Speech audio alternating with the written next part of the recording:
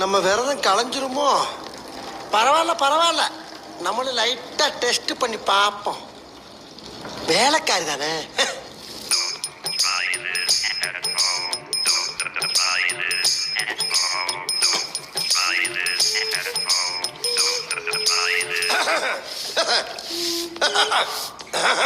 என்னங்க சார்? ஒண்ணும் இல்ல, சும்மா சுத்தி பார்க்கலான்னு வந்தேன்.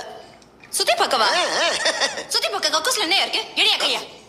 ஏன் நீ வைக்க போறியா? நான் வர வைக்கணுமா? அதுக்கு தானே வந்தேன், வைவேன். கண்ணு மூடு, கண்ணு மூடு, கண்ணை மூடு.